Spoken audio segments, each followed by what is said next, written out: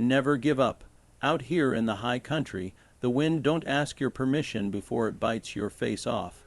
And the trail, well, she don't smooth herself over just 'cause your boots are worn thin and your horse is tired. Life out here teaches you something real quick. It ain't about how strong you are when the sun's shining and the coffee's hot. It's about what you do when the storm rolls in and you can't see a mile ahead. I've seen men break down out on the trail not 'cause they were weak, but 'cause they thought the hard part was over. Truth is, life don't owe you easy. It don't come with guarantees or shortcuts. You're gonna get knocked down. You're gonna get lost. People will turn their backs. Your plans will go up in smoke like pine kindling in a windstorm. But let me tell you something plain and straight. You never give up. You don't give up because the trail gets hard. You give up, you die out here. Maybe not all at once. Maybe it's quiet, a piece of your soul at a time. That's the real danger, letting that fire inside you go cold. When your hands are bleeding from fixing the same busted fence for the 5th time. When no one shows up to help but everyone's got something to say. When your dreams feel like ghosts in the rear view. You don't stop, you don't fold.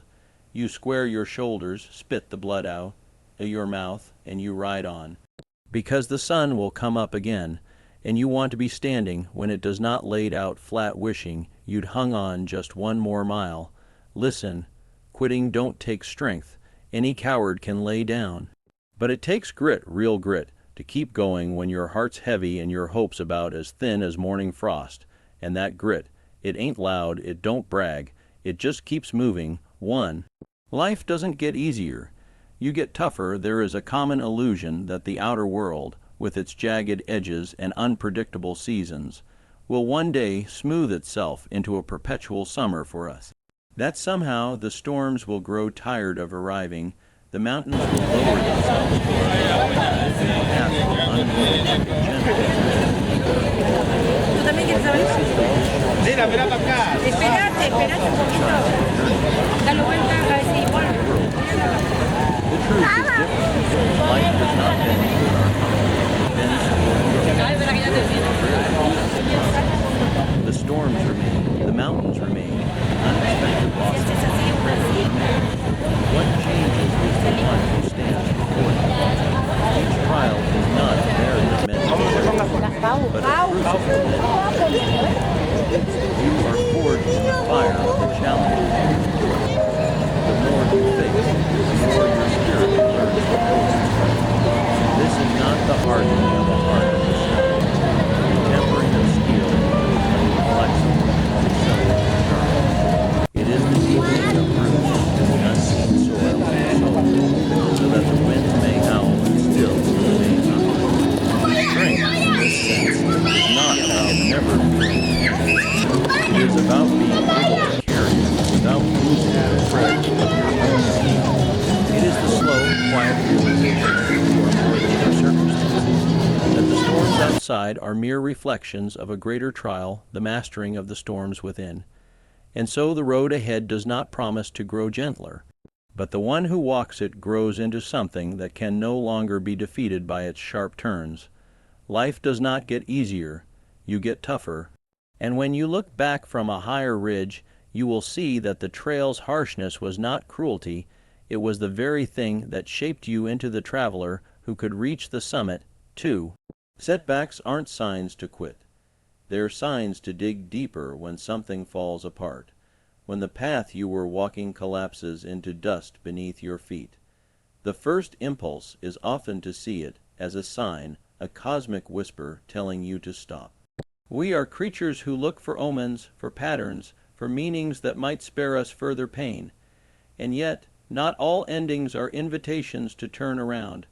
Some are challenges to descend deeper into the roots of our own will. A setback is the collapse of the surface. It is the stripping away of what was too shallow to endure. Beneath the wreckage lies the invitation to enter the subterranean chamber of your own strength. Many do not accept this invitation. They retreat, convinced that fate itself has closed the door. But those who stay and kneel in the dust will find that beneath every apparent ending is a doorway to a deeper beginning. The seed, buried in darkness, does not curse the soil for swallowing it. It reaches down with its roots before it ever reaches up toward the sun. Likewise, when your work, your relationships, or your dreams fall into shadow, you are not being punished, you are being buried in the soil that will feed your next ascent. To dig deeper is not to force a premature solution.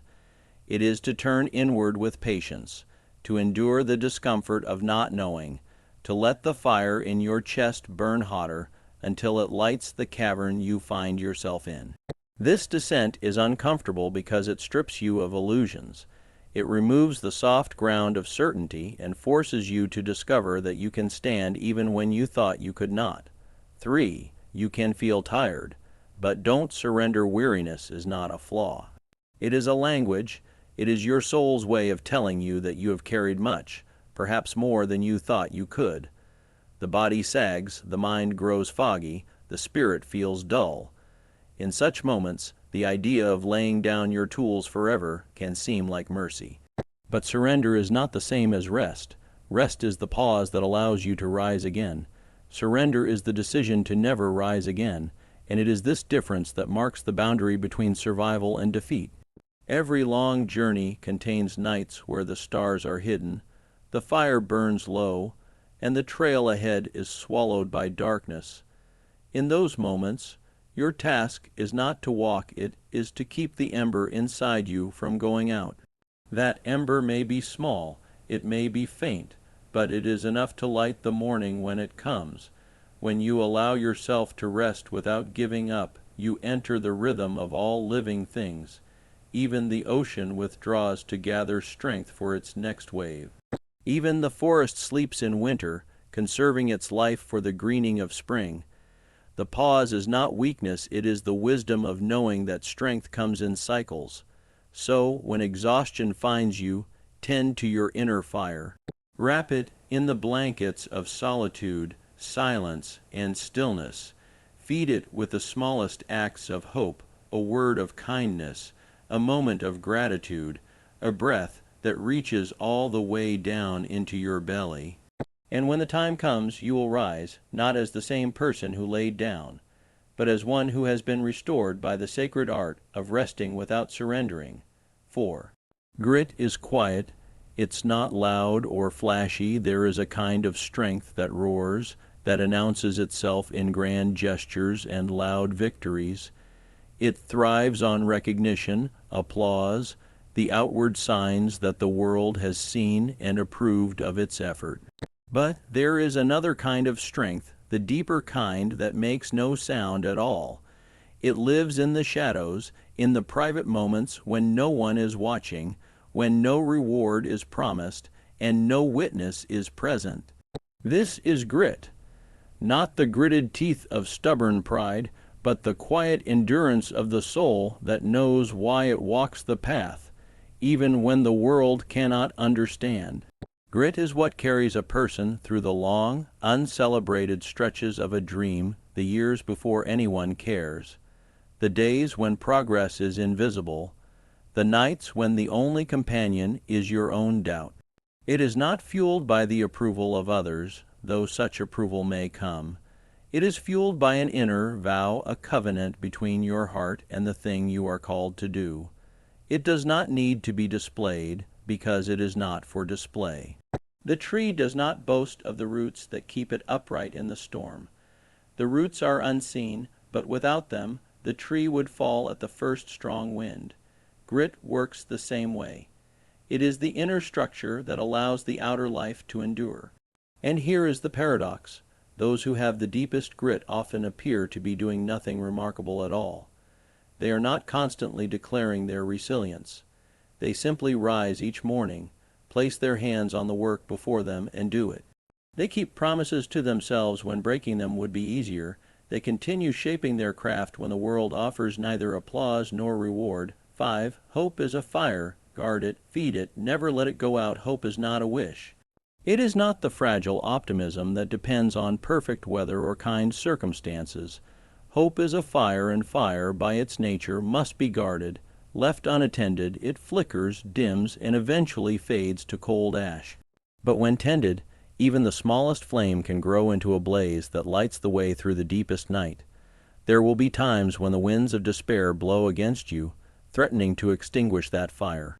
These winds may come from the outside, the loss of what you cherished, the failure of what you worked for, the betrayal of what you trusted, but they may also come from within, the voice of doubt, the heaviness of fatigue, the temptation to believe that nothing matters. In such moments, the fire must be protected. You cannot let the winds have their way. Sometimes this means pulling the flame close, shielding it with your body, tending it with the smallest scraps of fuel you can find, a single kind word, a quiet act of courage, a memory of something once beautiful that reminds you beauty can exist again. Guarding hope is an act of discipline. It requires vigilance because despair does not announce itself at the door. It seeps in like smoke, slowly choking the air around your flame, and yet the fire is resilient if you are. Even a single ember hidden in the ashes can be coaxed back to life. Feed it with truth. Feed it with small victories. Feed it with the company of those whose own flames burn bright enough to share their warmth without demanding yours in return. And most of all, never believe the lie that the fire is gone simply because you cannot see its light for a time. 6. Never give up on yourself. Even if others do, it is one thing to endure the indifference of the world. It is another to endure the moment when those you trusted, perhaps even those you loved, turn away. When others give up on you, they are, in truth, giving up on their own vision of you. They are declaring that you will not fit into the story they imagined, that your path is not worth following, that your worth is not worth their investment. This can wound more deeply than almost anything else, for it touches the ancient fear that perhaps they are right, that perhaps you are not enough. And if you allow their voices to become your own, you will abandon yourself long before you reach the summit you were meant to climb. To never give up on yourself is not a shallow act of stubborn pride. It is an act of loyalty to the truth of who you are. It is standing beside your own soul when no one else will. It is holding the rope when you are the only one left pulling. This loyalty is not blind. It does not deny mistakes or weaknesses. On the contrary, it acknowledges them fully, for only then can they be transformed.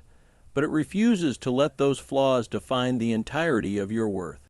When the world withdraws its support, you must become your own ally. You must speak to yourself with the same compassion you would offer a dear friend. You must keep building the bridge forward even if no one walks it with you yet.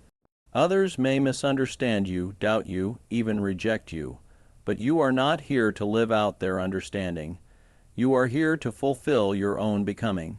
And if that means walking the path alone for a time, so be it, for the one who can walk alone in truth will one day walk with others in strength.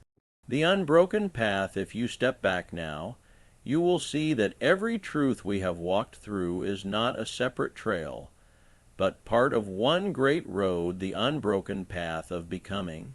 Each stone underfoot, each storm overhead, each fire tended in the night is woven into the same story, the story of a soul that refuses to surrender.